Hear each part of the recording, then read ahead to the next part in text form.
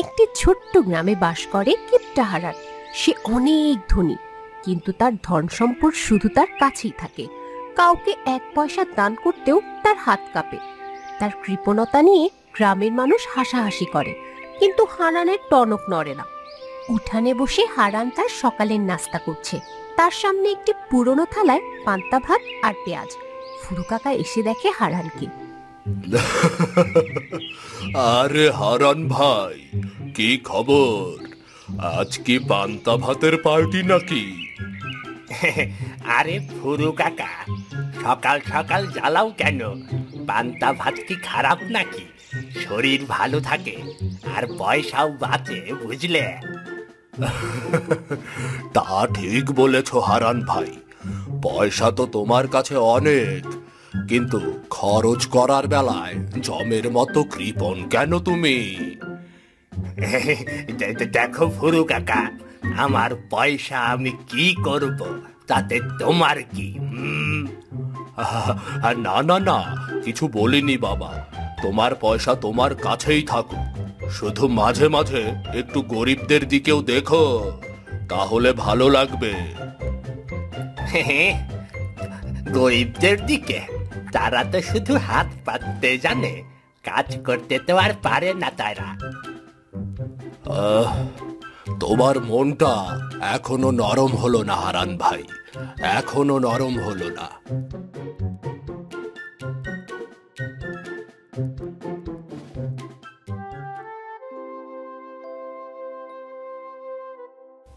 হারান তার ঘরে বসে হিসাব করছে। রফিক এসে দাঁড়ায়। বাবু, খাবার দেব? হ্যাঁ দে, কিন্তু আজ আর কিছু বানাসনি তো? সেই পান্তা ভাতার পেঁয়াজ তো? না বাবু, আজ মালতী একটু খিচুড়ি বানিয়েছে। খিচুড়ি কেন?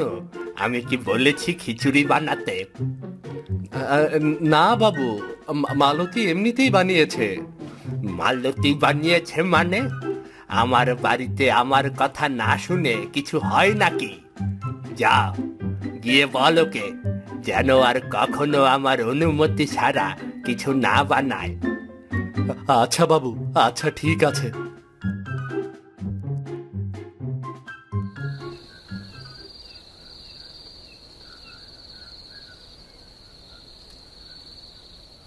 হারান বাজারে গিয়েছে কিছু জিনিস কিনতে।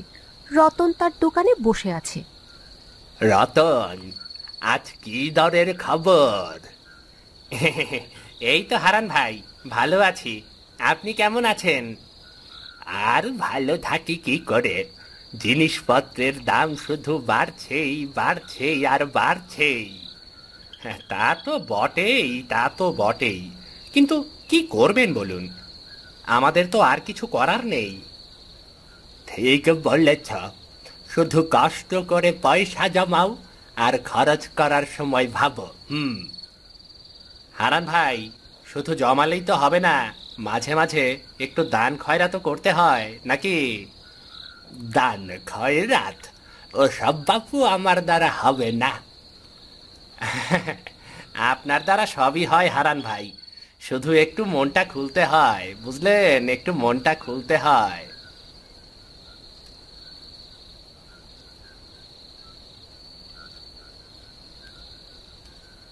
হারান তার ঘরে বসে আছে।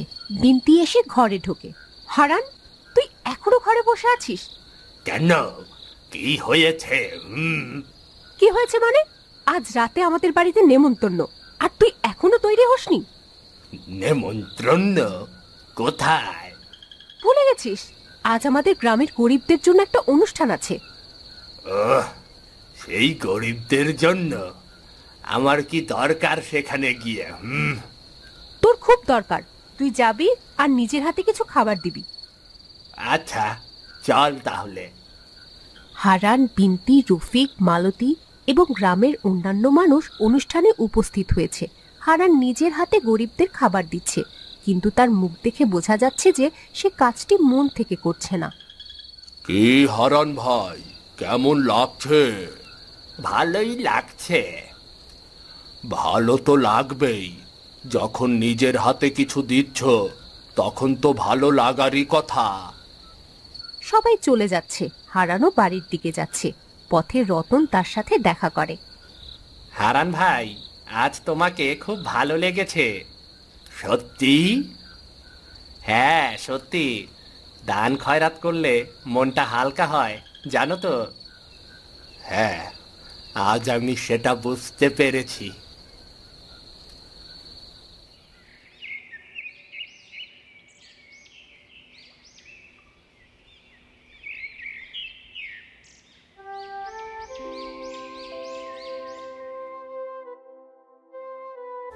হারান তার ঘরে বসে আছে।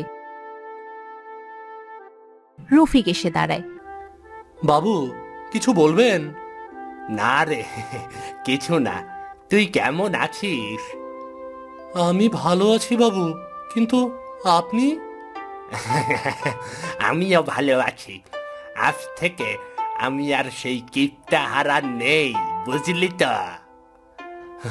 সত্যি বলছেন বাবু? সত্যি? হ্যাঁ রে, সত্যি বলছি। আজ থেকে আমি আমার পয়সার কিছুটা গরিবদের জন্য খরচ করব। আপনাকে অনেক ধন্যবাদ বাবু, আপনাকে অনেক ধন্যবাদ।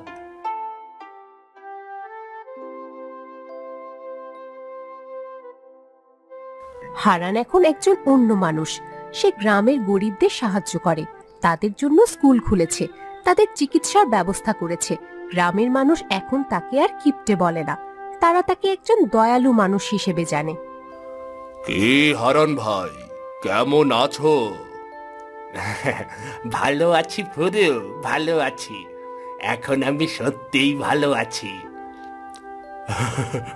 আমি তো আগেই জানতাম তোমার ভেতরে একজন ভালো মানুষ লুকিয়ে আছে।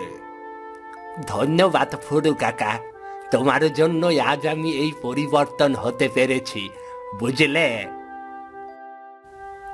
এই ছিল কিপটা হারানের গল্প।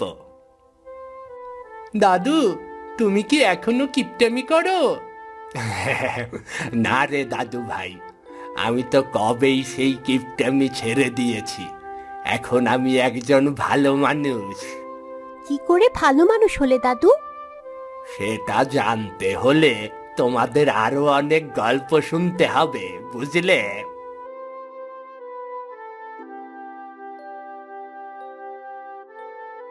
হারানের বাড়ির পাশে একটি নতুন স্কুল তৈরি হয়েছে। স্কুলের নাম হারান বিদ্যাপীঠ। হারান নিজে দাঁড়িয়ে থেকে স্কুলের কাজকর্ম তদারকি করছেন। ধন্যবাদ হারান সাহেব, আপনার সাহায্য ছাড়া এই স্কুল তৈরি করা সম্ভব হতো না। আরে না না, এতে আমার কি আছে? আমি তো শুধু আমার দায়িত্ব পালন করেছি। আপনি একজন মহান মানুষ হারান সাহেব, আপনি একজন মহান মানুষ।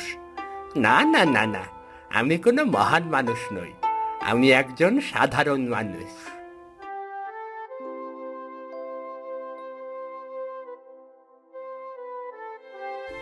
হারান এখন অনেক বৃদ্ধ হয়েছেন, তিনি বিছানায় শুয়ে আছেন। তার চারপাশে তার নাতি নাতনিরা বসে আছে। দাদু, তুমি কেমন আছো? আমি ভালো আছি রে, ভালো আছি। দাদু, তুমি আমাদের ছেড়ে যেও না দাদু, আমাদের ছেড়ে তুমি যেও না। আমি তো সব সময় তোমাদের মনে থাকব, বুঝলে? সব সময় তোমাদের মনে থাকব।